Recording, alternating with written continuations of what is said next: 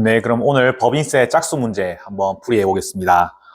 먼저 법인세법 총설이에요. 72페이지 문제 2번입니다. 다음 중 법인세법상 납세 의무에 관한 설명으로 옳지 않은 것은 정답은 동그라미 1번인데요.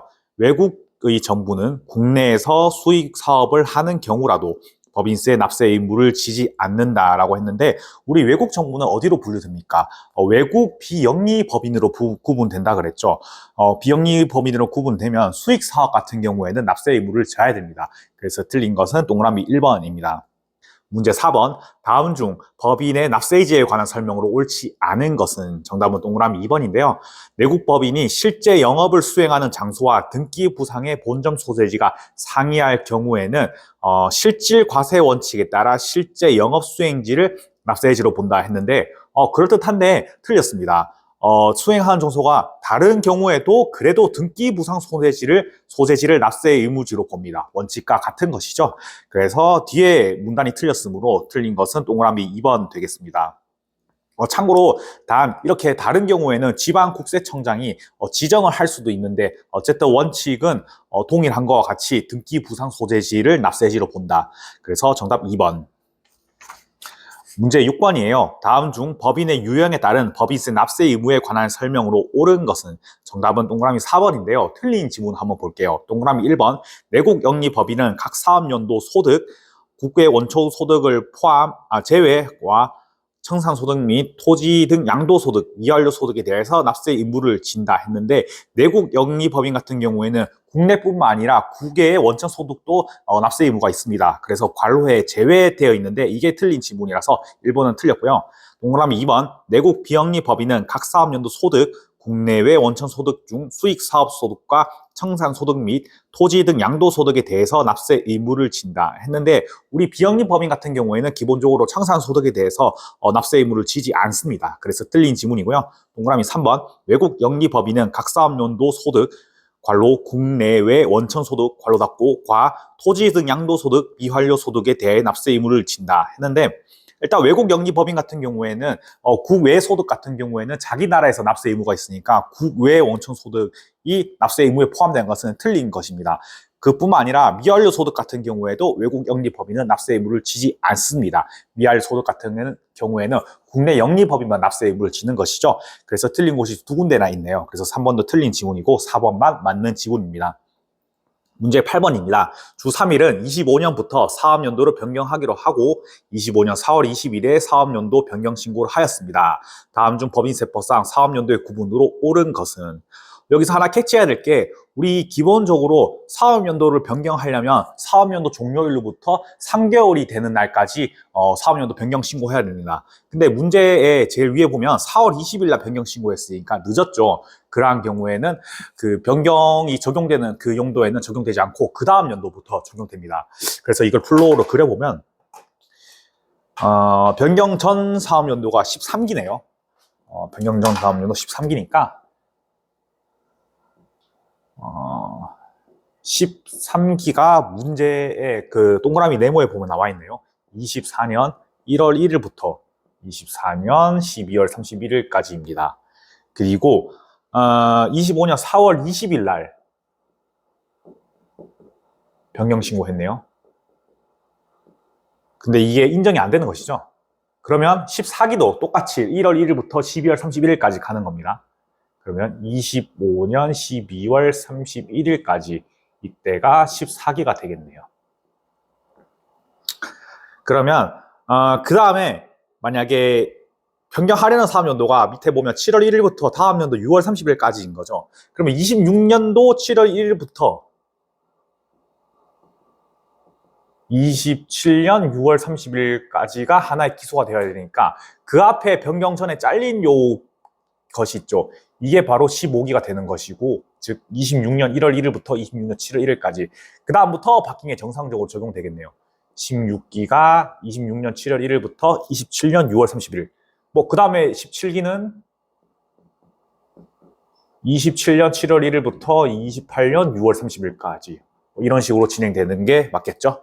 그래서 옳은 것은 보면 14기 정답 3번인데요. 14기 같은 경우에는 25년 1월 1일부터 25년 12월 31일까지 되겠네요. 왜냐하면 늦게 신고를 했으니까. 정답은 3번입니다. 우리 각 사업연도 소득에 대한 법인세 한번 보도록 할게요. 각 사업연도 소득에 대한 법인세 94페이지입니다. 문제 2번이고요. 다음의 항목 중에서 차후년도 법인세 세무조정 시 반대 조정이 필요한 것은 정답은 2번인데요. 감가상각비 같은 경우에는 자산을 조정하는 거니까 반대 조정, 즉 유보로 반대 조정하는 것이죠. 그렇게 되는 것이고 참고로 동그라미 1번 비지정 기부금은 단체에 따라서 다르는데 우리 보통 단체가 향후에 이런 것들은 기타 사유 유출로 보통 하게 되겠죠. 그리고 동그라미 3번 임원 상여금 한도 초과액 같은 경우에는 상여로 처분하고 4번 기업 업무 추진비 한도 초과액도 기타 사회 유출로 처리합니다. 이거는 무조건 기타 사회 유출로 처리하는 것이죠. 그래서 1번, 3번, 4번 같은 경우에는 사회에 유출되는 처분을 하는 것이니까 별도로 반대 조정할 필요 없고 우리 반대 조정하는 것은 유보만 반대 조정하는 것이다. 그중에서 대표적인 게 자산의 변동, 감가상각비, 자산의 임의평가 이런 게 되는 것이죠. 정답은 동그라미 2번. 문제 4번입니다. 다음 중 법인세법상 소득 처분에 관한 설명으로 옳지 않은 것은 정답은 3번인데요. 건당 3만 원, 관로 경조사금 20만 원, 초과분 법정 증빙서류 외의 증빙서류 수취분은 송금 불산입 경우로 상여로 처분한다 했는데 우리 이거 외에 증빙서류 수취분을 법정 증빙서류 외의 증빙서류 수취분 같은 경우에는 상여가 아니고 기타 사회 유출로 처리합니다. 그래서 틀린 것은 3번입니다. 네, 문제 6번. 다음 중 법인세법상 결산 조정 사항과 신고 조정 사항에 관한 설명으로 옳지 않은 것은 정답은 동그라미 4번인데요. 고유 목적 사업 준비금은 별도의 절차 없이 세무조정 계산서에서 신고 조정으로 송금 산입이 가능하다 했는데 우리 고유 목적 사업 준비금 신고 조정 사항으로 할 수 있는 것은 맞아요. 그런데 잉여금 처분을 하고 나서 신고 조정을 해야 되는 것이지 별도의 절차 없이 세무조정 계산서에서 신고 조정을 할 수 있다. 이게 틀린 표현입니다. 정답은 동그라미 4번이고요. 문제 8번. 다음 중 법인세법상 세무조정에 관한 설명으로 옳지 않은 것은 정답은 동그라미 4번입니다.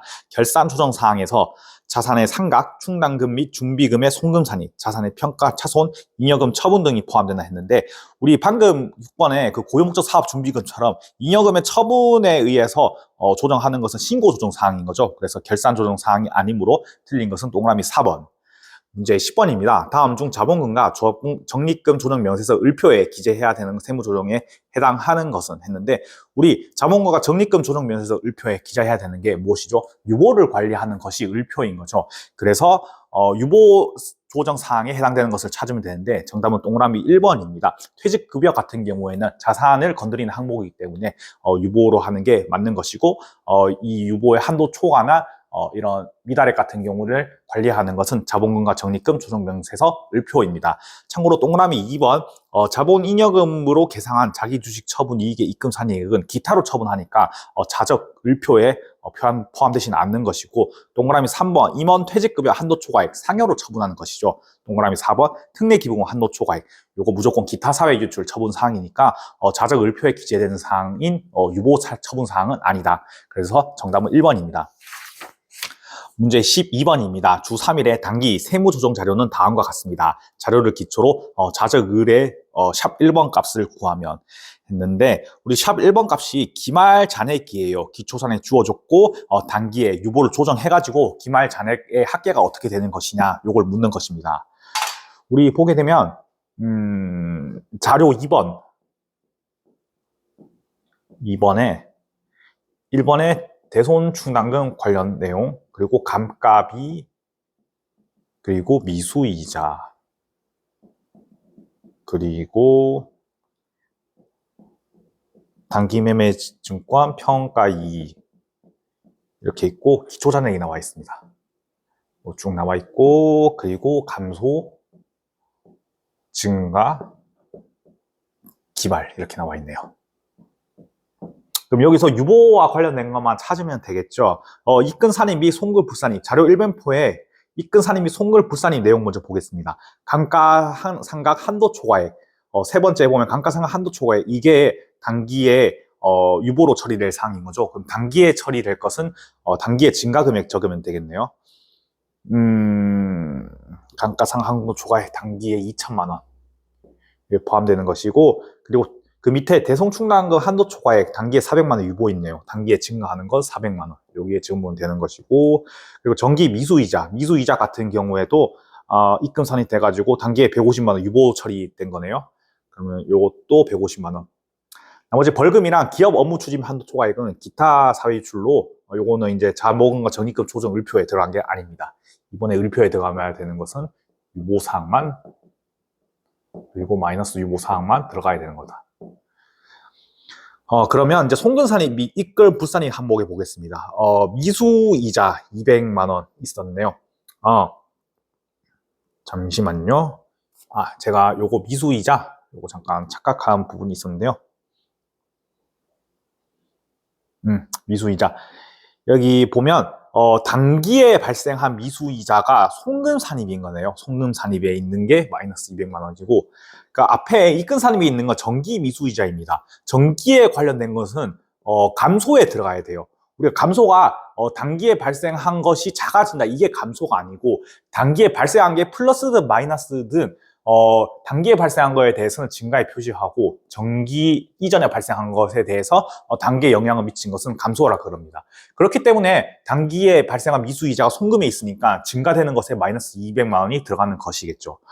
그래서 아까 그 처음에 앞쪽에 보시면 정기 미수이자 150만 원 있었죠. 요 같은 경우에는 정기에 발생한 것이 단기에 이렇게 되는 거니까 단기에 감소 마이너스 150만 원 이렇게 되는 것이죠. 잠깐 헷갈릴 수도 있는데요. 감소는 이게 부호가 마이너스인 거죠. 근데 정기에 있는 게 단기에 플러스로 이렇게 없어진 거니까 마이너스 금액인데 입금 불산입에 있는 항목이면 여기 마이너스가 들어가야 플러스가 되는 것이겠죠. 조금 헷갈리는 것일 수 있는데 한번 곰곰이 생각을 해보시고요.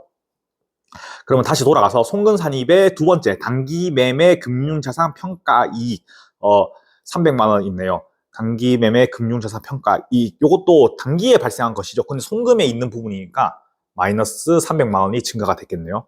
세 번째 정기 대손충당금 한도 초과액 500만 원 이게 이제 추인이 된 것이죠. 정기에 있는 게 추인이 된 건데 요거는 마이너스인데 그대로 부어가는 거니까 500만 원 그대로 가면 되겠네요. 미수이자는 이게 플러스로 가는 거니까 부호가 반대로 가는 것이고요. 그리고 정기 감가상각비 한도 초과액 있는데 감가상각비 한도 초과액 이게 이제 추인되는 것이죠. 그런데 정기에 있는 게 없어지는 거니까 1100만 원 그대로 없어지는 마이너스 부호 똑같네요. 이렇게 적어주면 되는 것입니다. 그러면 기말에 이게 900만 원이 되고 잠시만요. 기초에 있는 게 반영이 돼야 되겠죠. 기초에 이게 500만 원, 이게 2200만 원, 이게 150만 원, 이게 0원이 있었습니다. 500만 원에서 500만 원 빼고 400만 원 더하면 이게 이제 400만 원 되는 것이고요. 그리고 2200만 원 있는데 1100만 원 감소하고 그냥 2200만 원이네요. 감소하고 2000만 원 더하니까 2000에 1100 빼고 2000 더하면 3100만 원 이렇게 되고 그리고 미수이자 150만 원에서 마이너스 150만 원에서 마이너스 150만 원 하고 200만 원 하면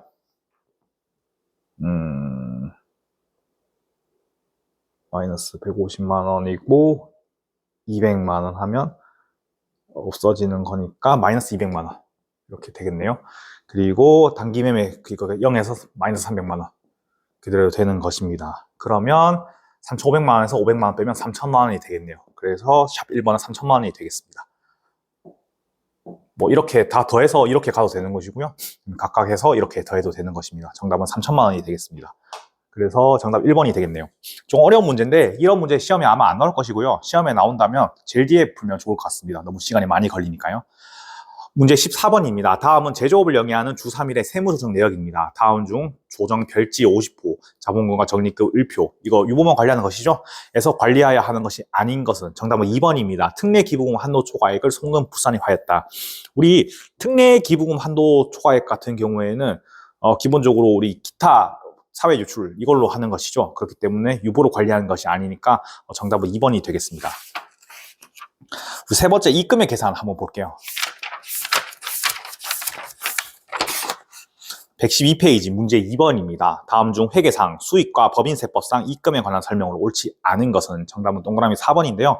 부동산 임대업을 주업으로 하지 않는 법인도 임대보증금의 일정 이자율을 곱한 금액을 입금 산입해야 된다. 아니죠. 우리 임대보증금 입금 산입하려면 그 요건이 있었죠. 부동산 임대업을 주업으로 해야 되고 뭐 차입금이 뭐 전체 50%뭐 이런 요건들이 있었죠. 그래서 그 세 개의 요건을 충족해야만 부동산 임대업을 주업으로 하는 법인이 요런 일정 이자율을 곱한 금액을 입금 산입해야 되니까 주업으로 하지 않는 법인은 입금 산입할 필요가 없는 것이죠. 요건에 해당되지 않는 것이니까. 그래서 정답은 4번이 되겠습니다.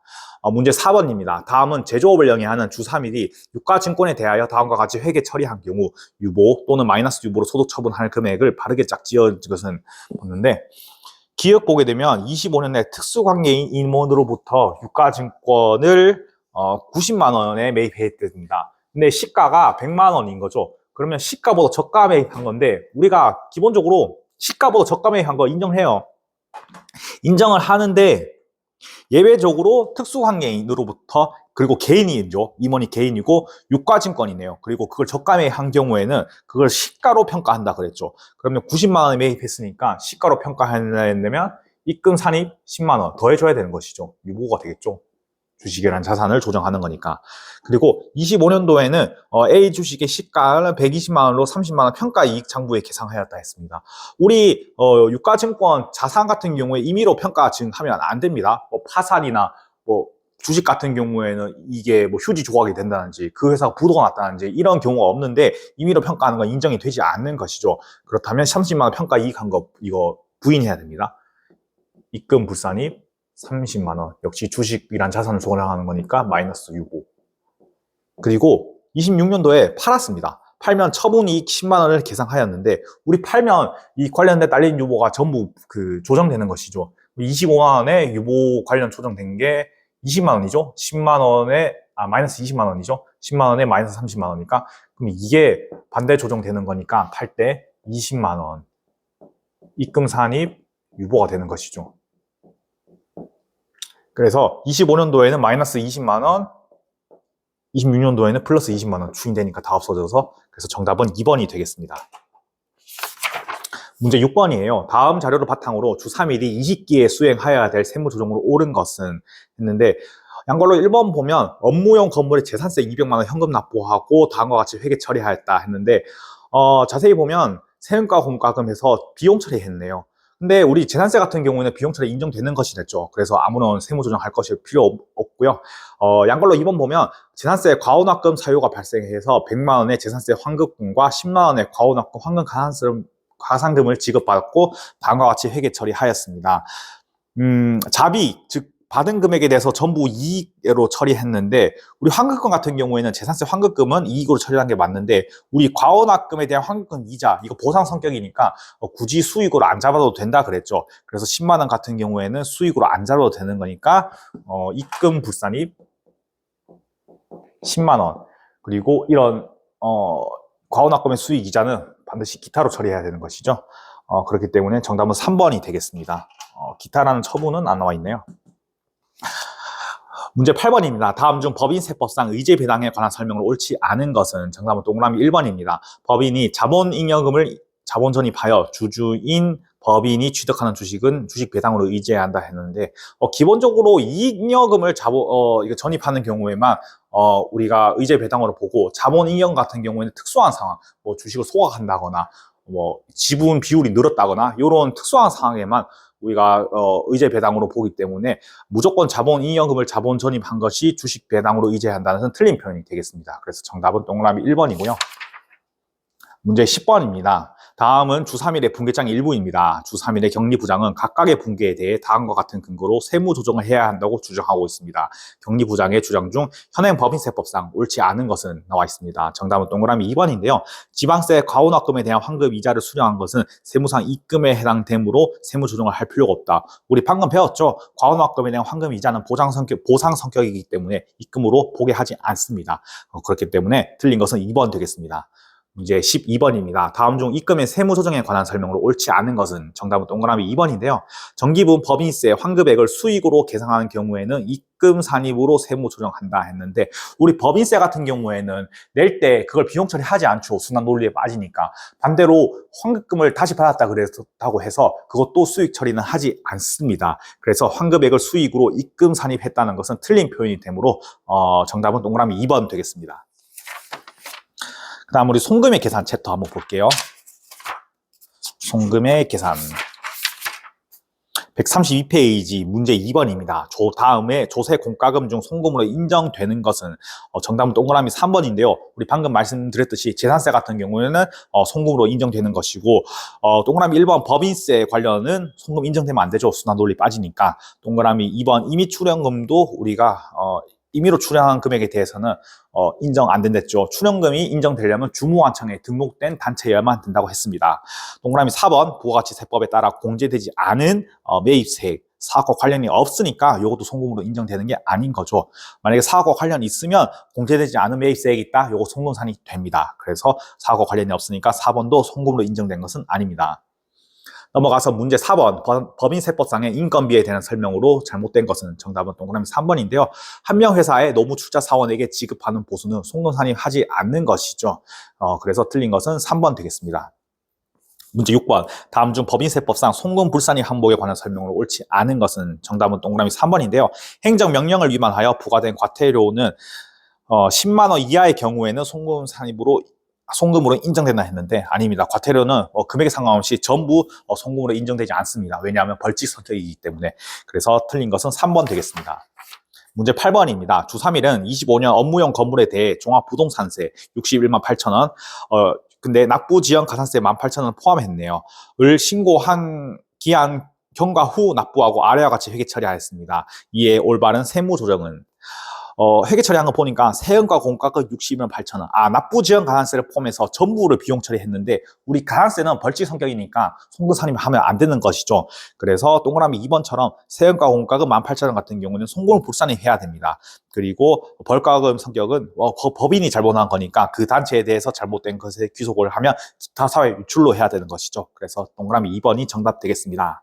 문제 10번입니다. 다음 사항들은 주 3일의 13기 사업연도에 법인세 계산을 위해 수행한 세무조정 내용입니다. 옳지 않은 것은 정답은 동그라미 3번인데요. 법인이 업무용 자산을 임차하고 지급하는 임차료를 송금 불산입하고 유보로 소득 처분하였다 했는데 업무용 자산을 임차하고 지급하는 임차료는 정당하게 우리가 법인의 사업에 쓴 비용이니까 요거는 인정해 줘야 되겠죠. 딱히 송금 불산입을 할 필요가 없습니다. 그렇기 때문에 불필요한 소득 처분을 했으니까 세무 조정을 했으니까 틀린 것은 동그라미 3번이 되겠습니다. 문제 12번이에요. 전자제품 제조업을 영위하는 주 3일은 25년 결산 시 다음과 같이 평가 손실을 계상하였습니다. 다음 중 세무상 송금으로 인정되는 것으로 옳은 것은 정답은 4번 기역, 니은 전부 다 송금으로 인정돼야 되는 건데요. 기역을 보면 기계장치가 화재로 파손되었습니다. 그리고 시가인 1,000만 원으로 감액했으니까 우리 화재로 파손된 것은 정당하게 인정해줘야 되는 것이죠. 그리고 니은 같은 경우에는 홍수로 파손돼서 전량 폐기 처분하고 폐기 손실 1억 원을 계상하였습니다. 이거 홍수로 파손된 거니까 폐기 처분했을 때 손실 당연히 인정해 줘야 되는 것이겠죠. 그래서 둘 다 송금으로 인정되는 것이니까 정답은 동그라미 4번 되겠습니다. 그 다음 우리 손익의 귀속 문제 한번 볼게요. 손익의 귀속 152페이지입니다. 문제 2번 다음 중 법인세법상 손익 귀속 시기에 관한 설명으로 옳지 않은 것은 정답은 동그라미 4번입니다. 자산의 위탁 매매의 손익 귀속 사업연도는 위탁자가 수탁자에게 자산을 발송한 날이 속하는 사업연도로 한다 했는데 우리 위탁 매매 같은 경우는 실제로 팔린 날에 그것을 손익을 계상해야 되는 것이겠죠. 우리가 그것을 뭐라 했습니까? 권리 의무 확정주의. 즉 진짜로 그 손익이 확정된 날에 손익으로 인식하라 했으니까 이거 같은 경우에는 수탁자가 실제 그 구매자한테 최종 매매한 날을 기준으로 손익 귀속 시기를 설정해야 되는 것이죠. 그래서 위탁자가 수탁자에게 자산을 발송한 날이 아니라 수탁자가 최종 판매한 날이 속하는 사업연도에 손익 귀속 시기를 설정해야 된다. 그래서 틀린 것은 동그라미 4번 되겠습니다. 문제 4번입니다. 중소기업인 주 3일은 21기 회사가 제조한 기계를 할부 판매하고 다음과 같이 회계 처리하였습니다. 조세 부담을 최소화하기 위한 세무 조정으로 옳은 것은 했는데 보게 되면 계약일이 25년 2월 25일이고 계약일에 기계를 인도했습니다. 이는 보면 판매 대금은 3천만 원이고요. 디귿의 대금 결제 조건을 보겠습니다. 2월 25일에 계약금 1,000만 원, 그리고 6개월이 경과할 때마다 500만 원씩 4회에 걸쳐 분할 결제했습니다. 그리고 회사의 회계 처리는 단기에 1,500만 원을 매출로 인식했네요. 왜 단기에 1,500만 원 매출로 인식했을까요? 보니까 25년 2월 25일에 1,000만 원 요거 이제 받았으니까 계약금 받은 거 수익 인식 처리했고 6개월 지났으니까 8월 25일 날 500만 원 받은 거 이렇게 포함해 가지고 1,500만 원을 단기에 인식했겠네요. 그다음 500만 원은 26년도 2월 달에 받을 거니까. 그러면 이게 잘 보면 1년이 넘어가는 계약이죠. 그리고 대금을 2회 이상 분할하여 받게 되는 것이죠. 계약금 포함해서 총 5회니까요. 그렇기 때문에 요거 장기 할부 판매 요건에 맞아떨어지겠네요. 우리 장기 할부 판매가 요건이 뭐였습니까? 2회 이상 대가를 지급하여 분할받고 인도일의 다음 날부터 최종 할부금을 지급받는 날까지 기간이 1년이 넘으면 장기 할부 판매로 보는 것이죠. 그런 경우에는 우리가 원칙은 그 인도 기준으로 판매금의 3천만 원 한 방에 대해서 인식해야 되는데 장기 할부 판매 같은 경우에는 회사가 그것을 분계 처리, 즉 결산서상 계산한다면 요거 할부 금액 받는 금액 기준으로 이렇게 인식을 한다 그랬죠. 그렇기 때문에 1,500만 원은 인식을 해야 되는데 여기서 보면 회사가 매출로 인식을 했다는 것 자체가 그 분계를 했다는 것인지 뭐 요게 명확하지 않는데 인식했다는 자체가 뭐 분계 처리를 했다는 것이겠죠. 그런데 문제 제일 보면 중소기업이니까 뭐 1,500만 원에 대해서 인식을 안 해도 이거 신고조정 사항으로 할 수 있는 것이죠. 우리 회수기일 도래 기준 같은 경우에 중소기업 같은 경우에는 예외적으로 결산서상 분계를 하지 않아도 신고조정으로 이렇게 인식을 할 수 있는 거니까 여튼 단기에 1,500만 원 매출로 인식한 거에 대해서 인정을 해주는 것이죠. 3천만 원에 한 방에 처리 안 해도 단기에 흘러간 금액 1,500만 원만. 그렇기 때문에 우리가 잘 했는 것이죠, 세법상. 그래서 세무 조정은 없습니다. 이걸 한번 보게 되면 회사가 처리한 것은 1,500만 원. 세법상도 1,000만 원에다가 6개월에 흘러서 500만 원 한 거 다 인정하는 것이죠. 회수기일 도래 기준. 그리고 중소기업이니까 혹시나 분계 처리를 안 해도 요거 신고 조정 사항으로 인정해 주는 것이다.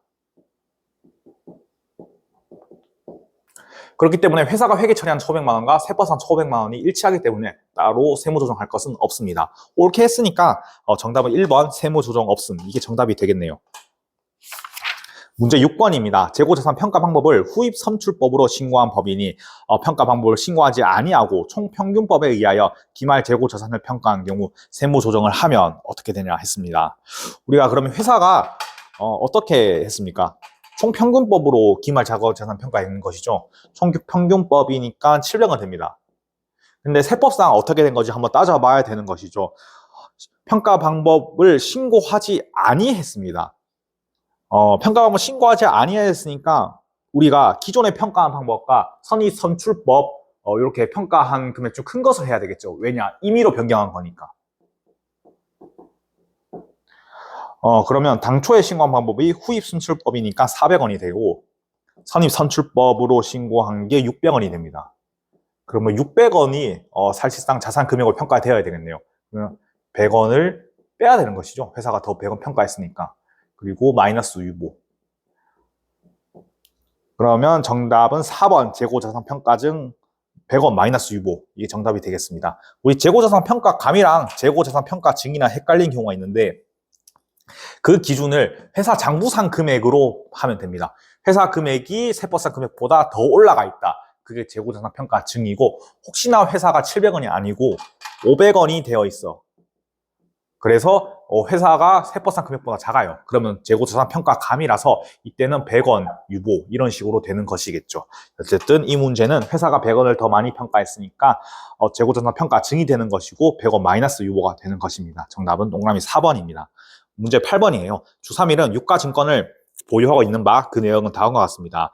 주3일은 보유하고 있는 유가증권에 대한 회계 기준에 따라 25년 12월 31일에 당기 손익인식 금융자산 평가 손실 1,000만 원을 인식하고 26년도에 처분할 때 그 처분 이익의 3,000만 원 인식한 경우에 필요한 세무 조정은 어떻게 됩니까? 했는데 우리가 유가증권 같은 경우에 당기 손익인식 금융자산 평가 손실 요거 팔지는 않았는데 기존에 평가한 거 인정 안 된댔죠. 그렇기 때문에 우리가 1,000만 원 임의로 평가 손실 인정한 거는 안 됩니다. 그렇기 때문에 다시 올려줘야 되겠죠. 평가 손실 임의로 인정한 것을 올려줘야 되니까. 그러면 입금 산입 1,000만 원 마이너스 유보 되겠습니다. 그리고 이것을 26년도에 처분을 했으니까 처분할 때 반대 조정 해주면 되겠죠. 입금 불산입 1,000만 원 유보.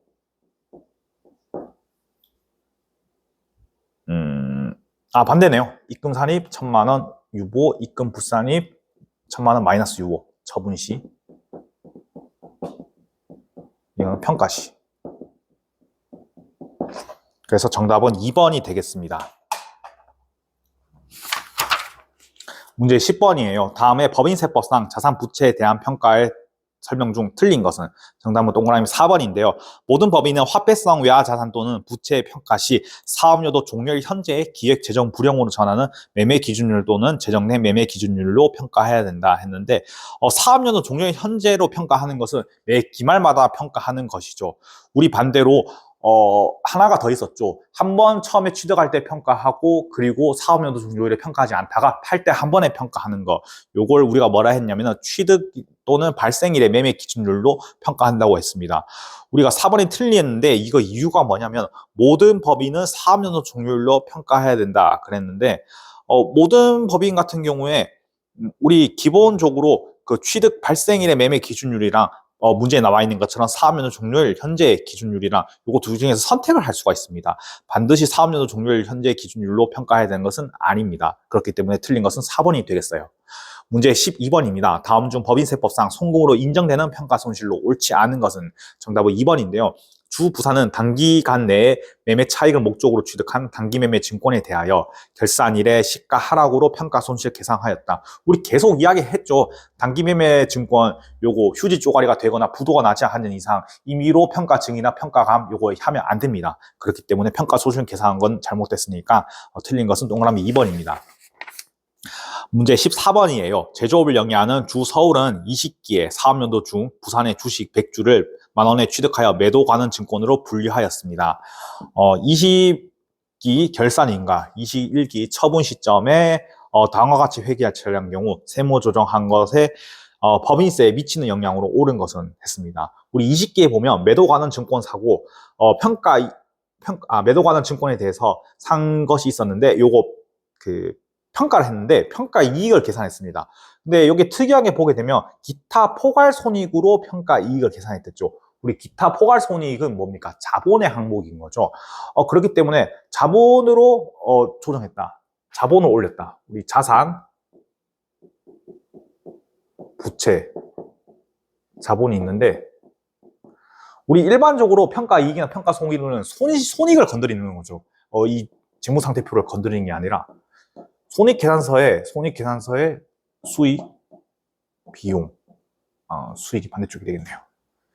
수익, 비용 이렇게 건드려서 수익을 건드려가지고 한 번에 뭐 유보를 평가하거나 이렇게 하면 되는데 요거 기타 포괄 손익이니까 자본을 건드렸어요. 그러면 우리가 옛날에 배웠는데 요거 조정을 해야 되는데 자본을 건드렸으니까 요거 일단 잉여금 처분에 대해서 우리 임의로 평가한 것을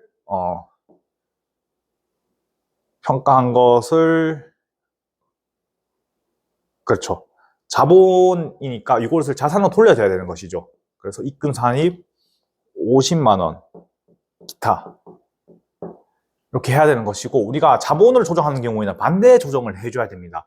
왜 그러냐면 입금 산입으로 했는데 이게 사실 그 자산으로 하면 안 되는 것이죠. 왜 그러냐면 요거 임의로 평가한 것이기 때문에 그렇기 때문에 입금 불산입 50만 원 마이너스 유보 이렇게 평가해 줘야 됩니다. 다시 한 번 더 말씀드리지만 원래는 IS상 즉 손익계산서상 비용이나 수익으로 해야 되는데 자본을 건드렸으니까 자본 같은 경우에는 먼저 입금 산입 50만 원 기타 해가지고 우리가 이것을 좀 쉽게 설명드리면 이렇게 한번 해서 이 손익계산서의 이 항목으로 바뀌게 되는 것입니다. 즉 자본이 올라갔으니까 우리가 이 같은 대변 항목에 있는 수익으로처럼 보는 것이죠. 그런데 임의로 이렇게 수익으로 평가하면 되는 게 아니니까 다시 마이너스 50만 원 유보 이렇게 하는 것이라고 보면 될 것 같습니다. 그러면 21기, 20기는 이렇게 세무 조정이 되는 것이니까 20기에 사실 손익의 영향이 없는 것이죠. 반대 조정했으니까. 입금산이 50만 원으로 증가했는데 입금 불산이 50만 원으로 감소했으니까. 그리고 21기에 보게 되면 이거 팔았네요. 팔면 일단 이 유보한 것을 반대 조정 해줘야 되는 것이죠. 입금 산입 50만 원 유보. 그런데 잘 보시면 팔 때 그 차변에 매도 가능 평가 이익해서 요것도 기타 포괄손익 50만 원 이렇게 처분했습니다. 요거 아까 자본 같은 경우에는 이거 손익계산서 항목으로 이렇게 변환해줘야 된다 그랬죠. 그런데 평가 이익이 대변에 갔으니까 요 같은 경우에는 비용의 항목으로 한번 만들어줘야 되는 것입니다. 입금 불산입 50만 원 기타 이렇게 되는 것입니다. 그렇기 때문에 우리가 21기 팔 때 같은 경우에도 이렇게 두 개의 반대 조정이 나왔으니까 따로 세무 조정이 법인세 과세 표준에 영향 미치는 거 없네요. 왜냐하면 한번 감소했고 입금산이 유보를 할 때 증가한 거니까 똑같은 금액이 증가하고 감소한 금액에 대해서는 법인세 과세 표준에 미치는 영향은 없습니다. 그래서 정답은 1번이 되겠습니다. 문제 16번이에요. 제조업을 영위하는 주 3일은 21기 사업연도 7월 1일에 운영자금연도로 1년 만기 단기 차입금을 차입하였습니다.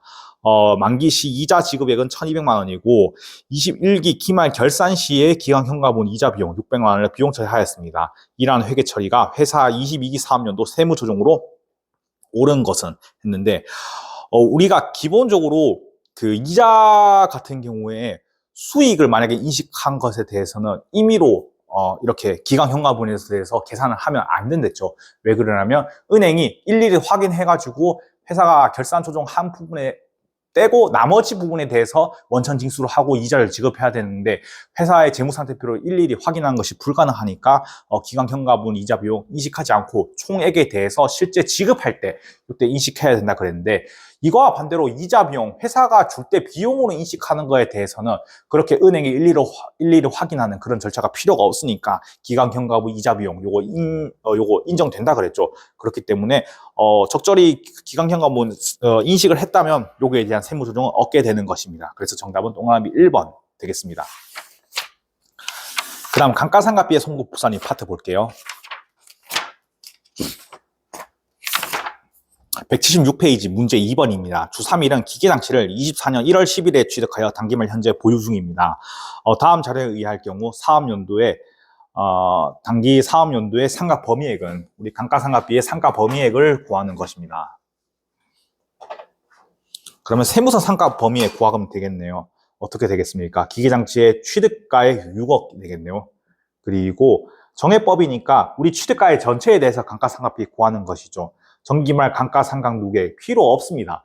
우리 정률법 같은 경우에는 정기말 감가상각 누계액을 빼고 단기 기초가액 가지고 우리가 감가상각액을 구하는데 기계장치를 우리가 정해법으로 신고했다고 그랬으니까 정해법으로 알맞게 신고를 했다면 우리 취득가액 베이스로 해야 되겠네요. 근데 양갈로 5번 보시면 자본적 지출 1억 2천만 원 있다 그랬습니다. 요거 취득가액 포함되는 것이니까 요거까지 포함해가지고 단기의 상각률 1월 10일에 취득한 거니까 우리 12개월 전체에 대해서 되겠네요. 즉 12달 중에서 12달 전체에 대해서 인식을 하면 되는 것이니까 이렇게 되면 1억 4,400만 원이 우리가 단기에 인식할 세법상 감가상각비 범위가 되겠습니다. 정답은 3번이 되겠네요. 문제 4번입니다. 다음 중 법인세법상 감가상각 범위액의 결정 요소인 취득가액에 관한 설명으로 옳은 것은 정답은 4번인데요. 자본적 지출은 자산의 취득원가에 가산되어 이후 감가상각 과정을 통해 송금에 산입되나 수익 전 지출은 지출 당시 단기 비용으로 처리한다. 이게 맞는 것이고 우리가 틀린 거 한번 보겠습니다. 동그라미 1번 개별 자산별로 수선비로 지출한 금액이 900만 원 미만인 경우 아니죠. 우리 600만 원 미만인 경우 900만 원이 아니라 600만 원 미만인 경우에만 시구인 계산 과정은 거치지 않고 전액 송금산입으로 인정할 수 있습니다. 동그라미 2번 재멸실이 되어 자산의 본래 용도에 이용할 가치가 없는 건축물 등의 복구는 수익적 지출에 해당된다. 아니죠. 이용할 가치가 없는 건축물 등의 복구는 사실상 새로 지은 것과 마찬가지이기 때문에 요거는 자본적 지출로 보아야 되는 게 좀 더 타당합니다. 그래서 수익적 지출이라고 했으니까 틀린 것이 되고, 동그라미 3번 시설의 개체 또는 기술의 낙후로 생산 설비의 일부를 폐기한 경우에는 장부가액에서 1만 원을 공제한 금액을 폐기일이 속한 사업연도에 송금으로 산입할 수 있다. 10,000원이 아니고 1,000원이죠. 이거 비만가액에 대한 설명으로 묻는 것인데 우리 비만가액 1,000원이라고 배웠습니다. 그래서 3번도 틀린 것 되겠고 맞는 것은 동그라미 4번이 되겠습니다. 한번 읽어보시고. 문제 6번입니다. 다음 중 법인세법상 즉시 상각 의제의 대상이 될 수 없는 수익적 지출 항목인 것은, 정답은 동그라미 1번입니다. 건물 또는 벽의 도장, 이거 원래 수익적 지출이지 자산적 항목인데 즉시 상각 의제가 되는 것은 아니죠. 다시 말씀드리지만 즉시 상각 의제는 원칙적으로는 자본적 지출인데 예외적으로 비용 처리한 경우에는 요거 비용으로 봐가지고 이렇게 처리를 한다, 이런 것이기 때문에 동그라미 1번 같은 경우에는 원래 수익적 지출이라고 보기 때문에 즉시 상각 의제를 논할 대상 자체가 되지 않는 것이죠. 그래서 정답은 1번이 되겠습니다. 문제 8번입니다. 제조업을 영위하는 주3일은 단기에 법인세법상 그 밖에 이와 유사한 무형자산에 해당하는 업무용 소프트웨어를 취득하였습니다. 해당 소프트웨어는 기업 회계 기준에 따른 내용 연수가 10년인데 주3일에 해당 소프트웨어에 대한 내용 연수를 신고하는 경우와 신고하지 않는 경우에 적용할 내용 연수로 옳은 것은, 만약에 신고를 했으면 기업 회계 기준 우리 존중하는 것이죠. 그렇기 때문에 문제에서 10년이나 나와 있으니까 10년대로 가면 되는 것인데 신고하지 않는 경우에는 우리 소프트웨어 5년으로 딱 정해져 있습니다. 요거 범위에 내에서 인식할 수가 없는 것이고요. 그렇기 때문에 정답은 2번이 되겠습니다. 문제 10번입니다. 다음 중 법인세법상 감가상각비에 관한 설명으로 옳은 것은, 정답은 4번인데요. 틀린 것 보겠습니다. 동그라미 1번 감가상각액에 대한 자본적 지출액은 별도의 자산 취득으로 보고 기존 고정자산의 내용연수 및 상각방법과는 다른 자본적 지출에 대한 별도의 내용연수와 상각방법을 구분하여 적용해야 된다. 되게 길게 나와 있는데, 일단 자본적 지출에는 별도의 자산 취득이 아니고 기존 자산의 취득을 봐가지고 기존 자산의 취득가액에 산입하는 것입니다. 아까 우리 문제 2번에 보면 여기 문제 2번 풀이죠. 기기장치에 대한 자본적 지출액 1억 2천만 원 있다 그랬는데 원래에 있던 자산의 금액에 산입하게 되는 것이니까 별도의 자산 취득이라고 보는 것이 틀린 표현이 되겠습니다. 그리고 두 번째 줄에 보면 다른 자본적 지출액에 대한 별도로 구분해야 된다. 아니죠. 방금 말씀드린 것과 계속 연장선상에 있는 건데 기존의 합산 금액으로 봐야 되는 것이므로 틀린 것입니다. 그래서 틀렸고, 문제 2번 유형자산의 잔존가액은 0, 무형자산의 잔존가액은 취득가액의 5%로 하는 것이 원칙이다 했는데 뒤에 무형자산의 잔존가액은 취득가액의 5% 하는 것, 이게 아니라 우리 정률법에 대한 설명이죠. 이거는 정률법은 잔존가액은 취득가액의 5% 하는 것이 원칙이므로 요것은 이제 감가상각 방법에 대해서 정률법에 대해서 이야기하는 거지 무형자산에 대해서 이야기하는 것은 아니다. 그래서 틀린 표현이고, 동그라미 3번 기기장치의 감가상각 방법을 신고하지 않은 경우에는 정액법이 아니라 정률법으로 신고하는 것이죠. 그래서 3번도 틀린 표현입니다. 참고로 4번은 맞는 표현이고 요거 이제 월할로 봐야 된다, 이런 말인 거죠. 그래서 4번이 맞는 말이다. 문제 12번 주3일은 20기 사업연도 개시에 대해 기기장치를 15억에 구입하고 아래와 같이 감가상각하였습니다. 세무상 감가상각 방법은 정액법이고 내용 연수는 5년인데 감가상각비에 관한 세무조정으로 옳지 않은 것은 나와 있습니다.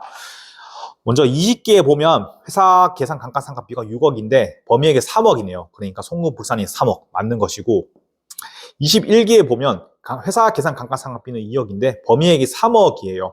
그러면 1억 시임 부족액이 있는데 원칙으로는 이거 세무조정 하지 않는 것이죠. 왜냐하면 결산 조정 사항이니까. 그런데 예외적으로 정기에 요거 한도 초과의 금액이 있다. 그러면 단기에 더 할 수 있는 금액까지만큼은 송금 산입하게 해준다. 이렇게 되는 것이죠. 그러면 모자란 금액이 1억이니까 1억 원은 송금 산입해주는 것이죠. 그렇기 때문에 21기에 송금 산입 1억을 하면 되고, 22기에는 역시 똑같습니다. 회사 자산 감가상각비가 1억인데 범위액이 3억 원이에요. 그러면 원칙적으로는 세무 조정을 하지 않는 것인데 혹시나 정기에 더 넘쳐서 한도 초과액이 있으면 단기에 단기의 한도액까지는 좀 더 송금 산입을 하게 해줍니다. 그러면 우리 정기에 1억 원을 썼으니까 남은 금액은 3억에서 1억은 빼면 2억 원 아직 한도 초과에 남았었는데 단기에 모자라는 금액이 딱 2억 원이네요. 그러면 2억 원만큼 더 송금산에 해주는 것이죠. 그럼 23기에는 한번 보겠습니다. 23기에도 똑같이 회사 계산 감가상각비가 1억 원인데 감가상각 범위액 3억이니까 딱 감가상각비 범위 안에 했죠. 그러면 세무조정 사항이 없으니까 혹시나 한도 초과액이 있는지만 봐가지고 그만큼 더 송금산에 해줄 수 있는데 이미 다 써버렸죠. 2억 원을 이때 써버렸으니까 더 이상 단기에 정기에 초과된 금액에 대해서 송금산이 할 금액은 없는 것입니다. 그렇기 때문에 단기에는 세무조정액이 없습니다. 그런데 보게 되면 동그라미 4번에 단기에 송금산액이 2억 원이 있다 그랬는데 아니죠. 단기에는 송금산이 할 금액이 없으니까 틀린 것은 4번이 되겠습니다. 문제 14번입니다. 다음 중 법인세법상 감가상각 범위액의 결정 요소에 관한 설명으로 옳지 않은 것은 정답은 동그라미 1번인데요. 감가상각 기준의 내용 연수는 법인세법상 시행규칙 별표에서 자산별, 업종별로 규정하고 있는 기준 내용 연수를 일괄적으로 적용한다 했는데 아닙니다. 우리 일단 기본적으로 감가상각 같은 경우에는 그 회사의 기업 회계 기준을 준용하기 때문에 회사가 신고한 것이 있다. 그러면 그 신고 내용 요소를 먼저 존중해주고 혹시나 신고를 하지 않는 경우에만 세법상 기준을 두고 있는 기준 내용 연수를 적용하는 것이니까 일괄적으로 기준 내용 연수를 적용하고 있다. 이거 틀린 표현이죠. 회사의 기업 그 회계 원칙에 따라서 신고한 금액이 있다. 신고한 연도가 있다. 그러면 그걸 먼저 인정해줘야 되니까요. 그래서 틀린 것은 동그라미 1번이 되겠습니다. 그 다음 우리 기부금의 송금 불산입 한번 보겠습니다. 198페이지 문제 2번입니다. 서울에 위치한 주3일은 투자 목적으로 회사 주변의 건물을 소유하고 있습니다. 주3일의 김삼일 대표이사는 자신의 향후회로부터 60월의 현금을 받는 조건으로 회사의 건물을 매각하는 제안을 받았고 이게 효과가 있을지 고민하고 있습니다. 참고로 그 건물의 시가는 100억입니다. 건물의 위와 같은 조건으로 매각하는 경우 다음 중 올바른 세무 조정은 어느 것인가? 단 대표이사 향후에는 주3일의 특수관계인이 아니다. 이거 특수관계인이 아니다라는 조건을 왜 걸었냐면 혹시나 특수관계인이 된 경우에는 부당행위 계산 부분을 적용해야 되기 때문에 요거 세무조정 금액이 달라져서 그렇습니다. 이거 한번 볼게요. 요거 그 향후에게 판 거니까 이거 자산의 저가양도인 거죠. 저가양도 하는데 아무런 대가나 이런 특수관계인 관계가 아니니까 이거 이제 기부금으로 볼지 혹시나 기부금으로 본다면 얼마의 기부금으로 봐야 될지 이런 거를 보면 되겠습니다. 일단 자산의 시가가 100억입니다. 그런데 요거 그 기부금으로 안 보려면 플러스 마이너스 30만 원까지는 괜찮은 거죠. 70억에 파는 것까지는 오케이. 요거 정상적으로 판 걸로 보겠다. 그리고 혹시나 내가 만약에 건물을 사는 것이면 130억까지 고가 매수하는 것은 오케이 괜찮겠다 이렇게 보면 되는데 요거 60억에 팔았다 했어요. 60억에 판 거니까 우리가 10억만큼은 기부금으로 봐야 됩니다. 근데 이거 향후에게 팔았으니까 요 기부금 그냥 송금산입 하면 안 되고 송금 불산입 해야 되는 것이겠죠. 만약에 더 법정 기부금 단체나 이런 거에 팔았으면 10억 원만큼 기부금으로 그대로 비용 처리하면 되는 것인데 요거 향후회니까 비지정 기부금 송금 불산입 되는 것입니다. 송금 불산입 10억 원. 향후회가 하나의 단체니까 기타 사회 유출이 되겠습니다. 그렇기 때문에 정답은 1번이 되겠네요. 참고로 만약에 특수관계인이면 요거 부당행위 계산 부인 걸립니다. 그러면 만약에 이게 부당행위 계산 부인, 만약에 특수관계인인 경우 어떻게 되는지 한번 볼게요. 그렇게 되면 회사는 일단 이게 현저한 이익 요건에 걸리는지 한번 봐야 됩니다. 시가와 대가의 차이가 40억이죠. 40억이 되는데 이것이 3억과 시가의 5%보다 작은 것보다 큽니까 했는데 이게 3억인 거죠. 40억은 3억보다 크니까 현저한 이익요건이 적용되는 것입니다. 그렇게 된다면 우리 40억 전체에 대해서 부당행위 계산 부인으로 봐야 되기 때문에 40억만큼 전체에 대해서 세무 조정을 해야 되는 것입니다. 그래서 우리가 기부금으로 처리해야 되는 범위랑 부당행위 계산 부인으로 세무 조정해야 되는 금액은 범위가 다르다는 것 요거 알아주시면 좋을 것 같습니다. 그래서 요거는 기부금에 대한 내용이니까 정답은 1번이 되겠습니다. 돌아가서 문제 4번 볼게요. 다음의 경우 주3일의 단기 법인세 과세표준 및 세액조정 계산서의 기재는 기부금 한도 초과인 건 얼마인가 요거 물었습니다. 즉 기부금을 한번 계산해 보라는 것이죠.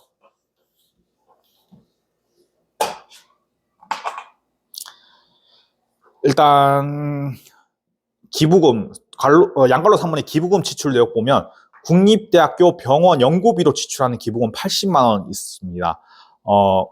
이거 대학 그 단체 연구비로 지출한 거니까 특례 기부금 되겠네요. 특례 기부금 회사가 지출한 게 80만 원 있고, 그리고 그 밑에 의료법인의 고유목적 사업 준비로 지출하는 기부금. 우리 고유목적 사업비니까 일반 기부금이 되겠죠. 일반 기부금 회사가 지출한 게 100만 원 되겠습니다. 그리고 동창회 기부금. 동창회 기부금은 아까 향후회랑 똑같은 것이죠. 요거 비지정 기부금이니까 요거 송금산입, 송금불산입, 비지정 기부금, 송금불산이 비지정 기부금 50만 원, 기타 사회 유출 이렇게 되는 것이죠. 그러면 우리 기부금 한도 초과액 구해야 되니까 제일 먼저 해야 될 게 기준소득금액 구해야 됩니다. 기준소득금액 단기 순이익 500만 원에 입금 산입 한목 100만 원, 그리고 송금 산입 한목 350만 원 있는데, 우리가 여기 보면 기부금 관련 세무조정 반영 전입니다. 근데 우리 그 동창회 기부금 50만 원 더 입금 산입해야 되는 거니까 50만 원 더 하면 되는 것이고요. 그리고 여기에 회사의 기부금 전체 180만 원 있는 것이죠. 요까지 더한 금액이 기준소득 금액입니다. 요게 480만 원이 되겠네요. 그러면 우리가 이제 세무조정 한번 해봐야 되겠죠. 일단 기준소득 금액 구했으니까 특례 기부금 한도액 480만 원에서 우리 2월 결손금 이걸 빼야 되는 것이죠. 회사가 2월 결손금까지 있으면 너 2월 결손금까지 있는데 굳이 기부를 해야 되겠니? 그렇기 때문에 요거까지 빼고 한도를 설정하는 것입니다. 불이익이 되는 것이죠.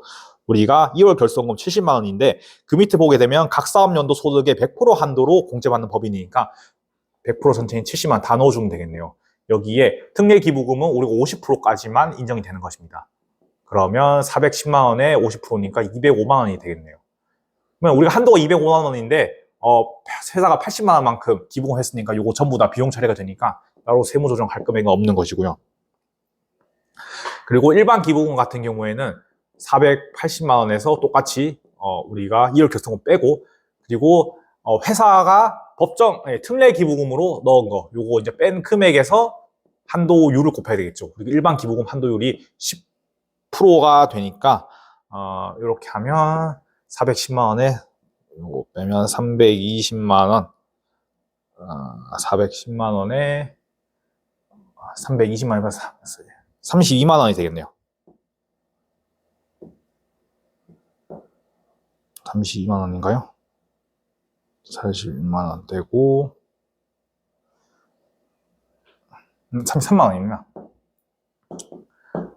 그러면 우리가 100만 원 중에서 한도액이 33만 원 되니까 67만 원이 한도 초과액 되겠네요. 그러면 우리가 특례 기부금 한도 초과액이었고 일반 기부금 한도 초과액 67만 원 있으니까 정답은 2번이 되겠습니다.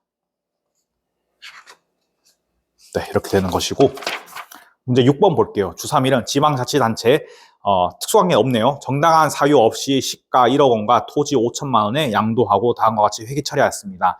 관련 세무상 처리한 것을 옳은 것은 어떻게 됩니까? 했는데 이것도 똑같이 그림으로 한번 보면 시가 1억 원짜리 토지 있는데 이게 이제 특수관계 없는 자한테 양도한 것이니까 저가 양도하면 7천만 원까지는 기부금을 안 보죠. 30% 범위 이내에 있는데, 근데 이것을 5천만 원 양도했어요. 지방자치단체요. 그러면 2천만 원만큼 기부금이 되겠네요.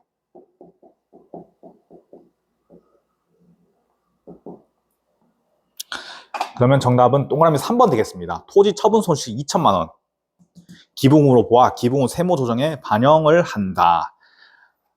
그래서 정답은 3번입니다. 문제 8번.